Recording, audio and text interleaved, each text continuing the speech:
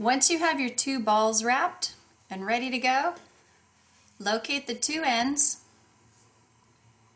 and tie them together in a simple overhand knot.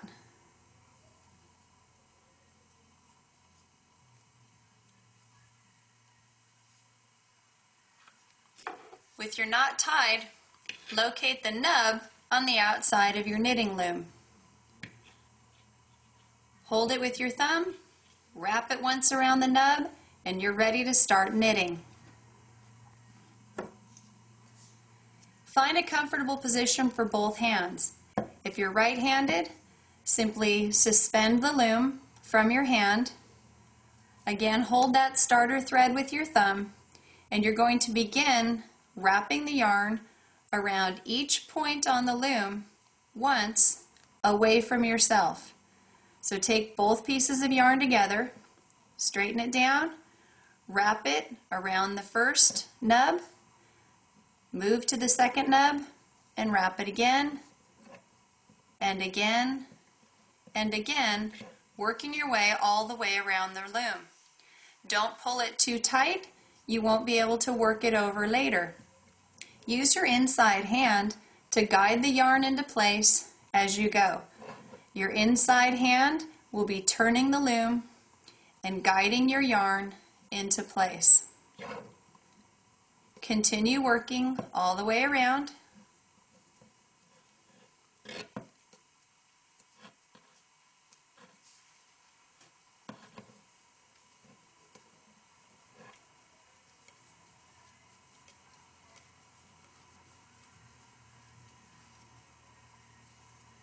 The first time you reach the end, the last nub on the loom, and your starting point, you're going to make a second trip around.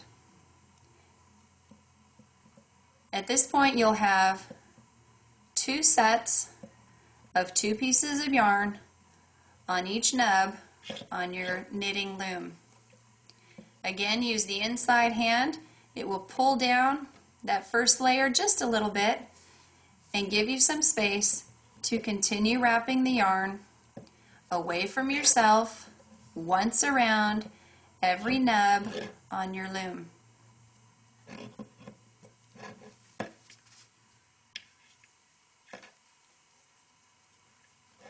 If you find that you've pulled your yarn too tightly, you can loosen it up a little bit, but it's not a big concern. Next time around, you kind of learn your lesson.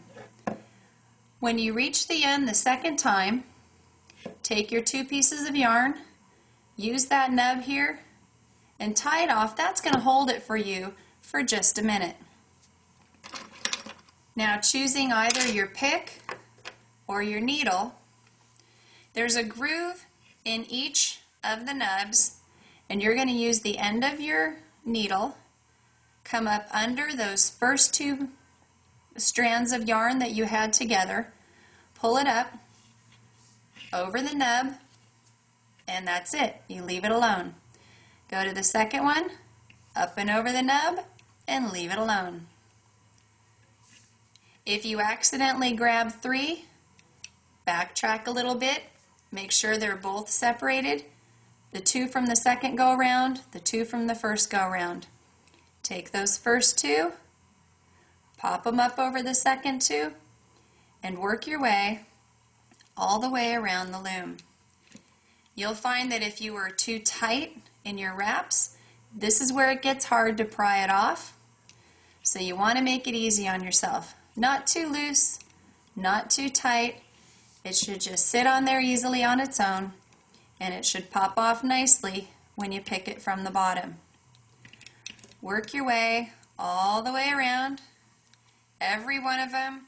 If you accidentally miss one, you'll figure that out the next time. And again, there's a lot of ways to do little fixes as you go along. If worse comes to worse, you just start pulling the thread out. It takes about an hour to make a hat once you get going on it. So if you make a mistake, what's another 5 minutes? It's going to a good cause. So work your way around. And as you come to the last nub there, pop it over, and now take just a second using your thumb or your fingers and push that first row down to the bottom of the nub, or at least about halfway down. It'll make your next go around easier. If you grab it from the inside, you can do several at a time. It'll make that go around fast. So now you've got one set of knots, you've done your first row, and you're going to start all over again using those two pieces of thread you've got tied together. You go to that first nub you ever worked on, and again you're going to wrap it once around, away from yourself. Once around, and you're going to go all the way around the loom again. Looks just like it did when you started. You've got your first row with two pieces of yarn together. Now your second row, two pieces of yarn together. And once you get the hang of it, this is a great activity for a couple people who just want to talk, enjoy each other's company. It gets a little bit mindless. You get to the end, take those two pieces of thread, put them on your little holding nub there, grab your pick, or your needle or your pick. This time we'll use the pick just to show you the difference. But again, just pop it into the groove, pick it up, send it over, and leave it alone. Pick it up, send it over. And you're going to work your way all the way around the loom. One more time. I'm going to stick with you for this one, and I'm going to give you some instructions on how many more to do, and then we're going to pick up again together in just a minute. So keep on going, work it around, just up and over. The color scheme doesn't matter when we do baby hats. A nice second color for a ball is white.